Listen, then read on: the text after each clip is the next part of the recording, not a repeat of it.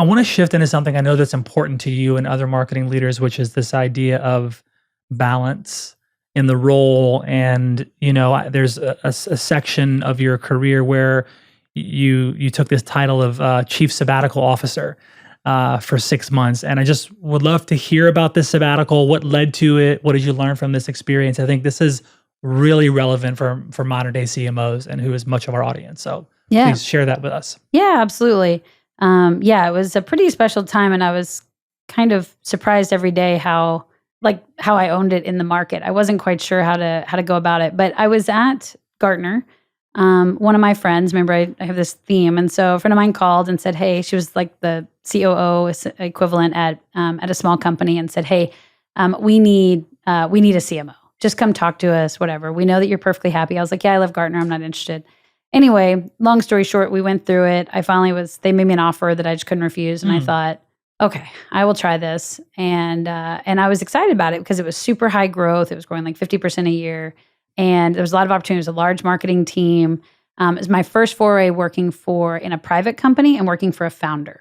Okay. And what I learned in that space, and I don't think this is a universal statement about founders, but what I did learn is that owning marketing in a founder-led company is really, really tough. They hold, especially depending on how long they've had it, the brand and their identity are equal. And therefore, you put your CMOs in handcuffs when it comes to the brand because you can't make change, right? You're hitting a brick wall every time. And so it really affects your ability to make an impact in an organization. And I realized this pretty quick in. And so at around 4 months, I went to him and said, you should fire me. And he was like, "What are you talking about?" And I was like, "You don't need to pay me as much as you do if you're not going to let me do my job." And so what I would say is you should hire like a $50,000, $70,000 a year program manager who will just execute all of your whims. Because I just fundamentally disagree with 90% of what you tell me to do. Because it's really just bad marketing. But And so I was like, and that's okay. I don't need to be here, but you're as a steward of this company, again, that sort of business athlete mindset of, hey, as a steward of this company, I'm not a good use of your resources.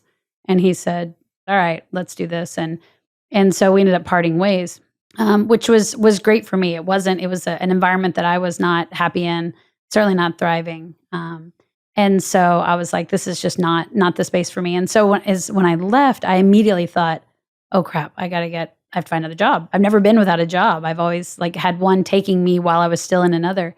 And so I quickly sort of, got my resume figured out, dropped it in a couple places, had never applied for a job before, so I didn't know how this worked.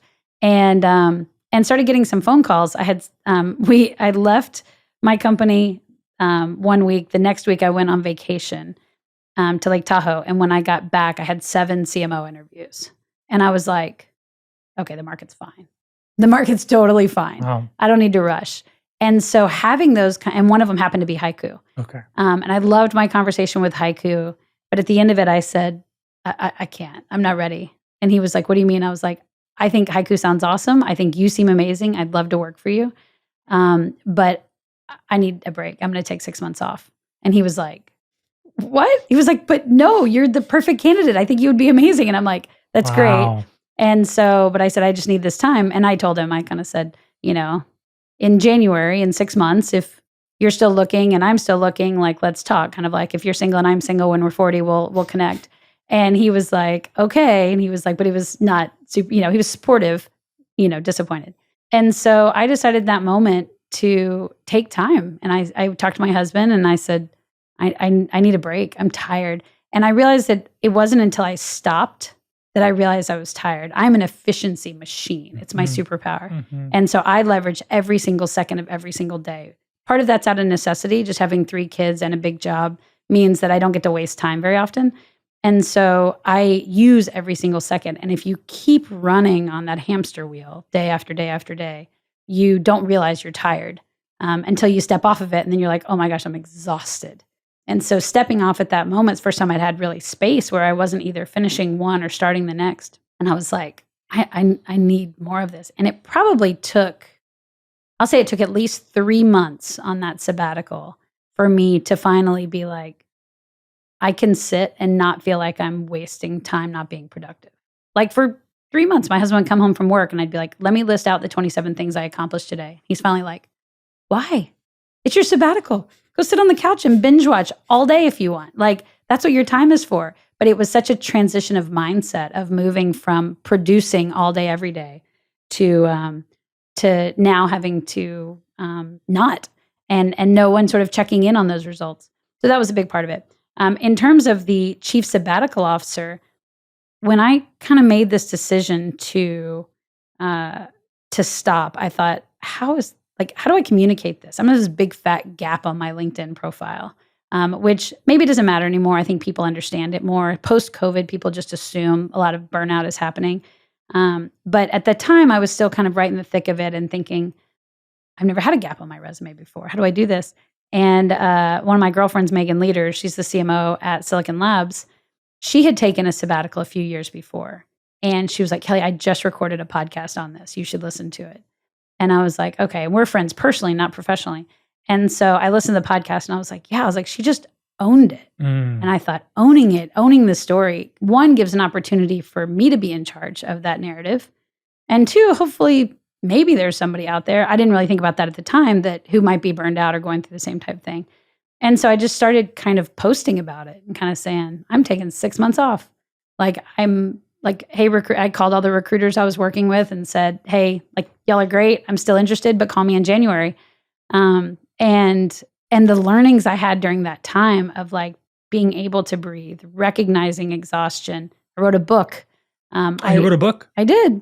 Yes, I checked off all these like things that I wanted to do. I went to all of my kids' practices, and I always go to their games, but I went to all their practices, and I had lunch with them at their schools, and I joined 3 boards. And I mean, I did sort of all the things that you don't get to do when you're running full speed. And it was such an enjoyment. I also did a lot of soul searching to kind of say, do I want to go back to that? Do I want to be a CMO again? And if so, do I want to go big company like I've been in before? Do I want to try the startup route? Do I want to go founder-led or not? At the moment when I left the last company, I thought I'm never working for a founder again. And now, of course, I work for a founder, but I had to go through all of those. Do I want to be a consultant? Do I want to work on the side and kind of manage my own time? Do I want to go through chief outsiders and be sort of a CMO for hire? What do I want to do? And that learning is super important, because when you're on that hamster wheel, you don't have time or space to have those thoughts or have those conversations. I had like 108 coffees or something. Wow. Over those 6 months, just picking people's brains, colleagues, people I knew, people I didn't know, people I requested and said, just teach me. And here I am. Hey everyone, thanks for watching. This segment is brought to you by Salesforce. Salesforce brings marketing and engagement together. If you want to learn more, head over to salesforce.com/marketing. And please subscribe to this channel for more marketing insights from the world's best marketing leaders across the Fortune 500 and beyond.